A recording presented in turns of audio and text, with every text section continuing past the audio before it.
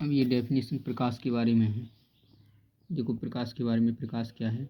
प्रकाश एक प्रकार की ऊर्जा है जो विद्युत चुंबकीय तरंगों के रूप में संचारित होती है। इसका ज्ञान हमें आंखों द्वारा प्राप्त होता है। इसकी तरंग दैर्ध्य 3900 एंगस्ट्रॉम से 7800 एंगस्ट्रॉम के बीच होता है।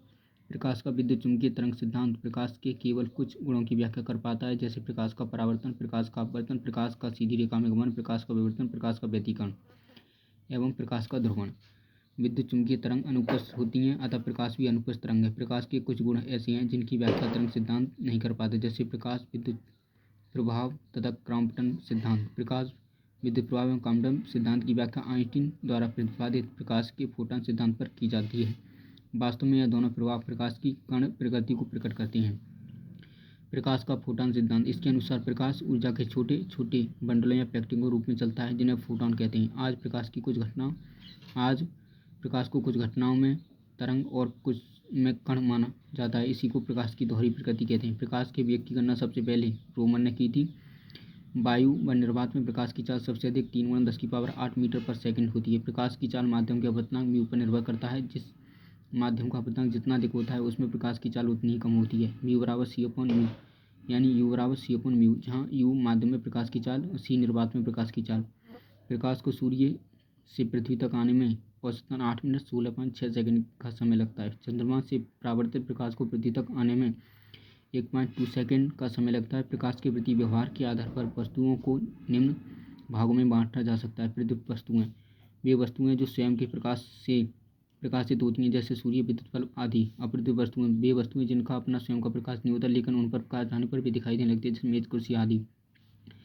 जैसे विभिन्न माध्यम में प्रकाश की चाल निर्वात में 3×10⁸, कांच में 2×10⁸, तारपीय तेल 2.04×10⁸, जल में 2.25×10⁸, रॉक सॉल्ट में 1.96×10⁸ और नाइलॉन में 1.96×10⁸।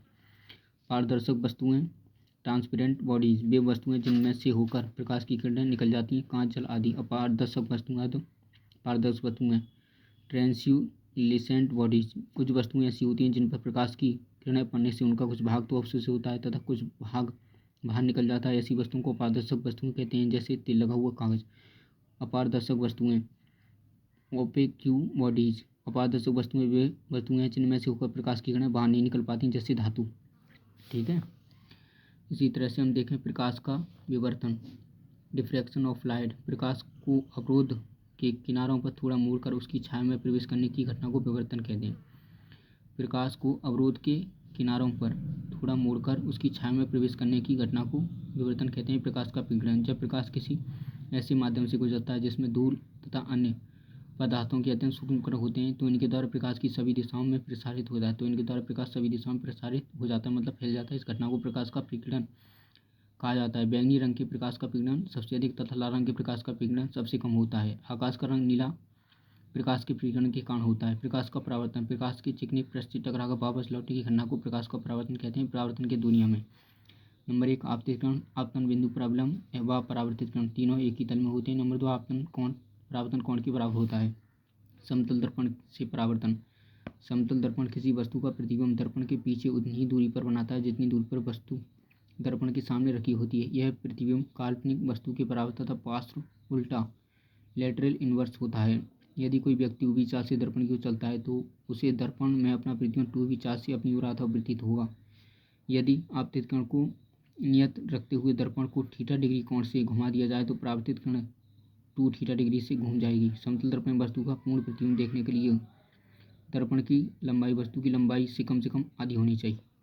यदि दो समतल दर्पण θ डिग्री कोण पर झुके हों तो उनके बीच रखी वस्तु के प्रतिबिंबों की संख्या निम्न प्रकार ज्ञात की जा सकती है। ऐसे यदि 360/θ एक सम संख्या है तो प्रतिबिंबों की संख्या वस्तु की सभी स्थितियों के लिए n बराबर 360/θ -1 होगी। जैसे 90 डिग्री पर झुके दो समतल के बीच 360/90 -1 बराबर 4 -1 बराबर 3 प्रतिबिंब बनेंगे। ऐसे 360/θ एक विषम संख्या हो तो प्रतिबिंबों की संख्या n बराबर 360/8θ होगी, यदि दोनों वस्तुओं के बीच बने कोण समद्विभाजक पर नहीं हों। इसी तरह से 40 डिग्री कोण पर झुके हुए दो समतल दर्पणों के बीच जो होंगे वो 9 प्रतिबिंब होंगे। यदि 360/θ एक विषम संख्या हो तो वस्तु दोनों दर्पणों के बीच के कोण के समद्विभाजक पर रखी हो तो प्रतिबिंबों की संख्या n 360/θ-1 होगी। जैसे 40 डिग्री कोण पर झुकी हुई तो समतल दर्पणों के बीच 20 डिग्री पर कोई वस्तु रखी है तो प्रतिबिंबों की संख्या 360/40-1 बराबर 8 होगी। यदि 360/θ एक भिन्न संख्या हो तो प्रतिबिंबों की संख्या उसके पूर्णांक के बराबर होगी। ठीक है।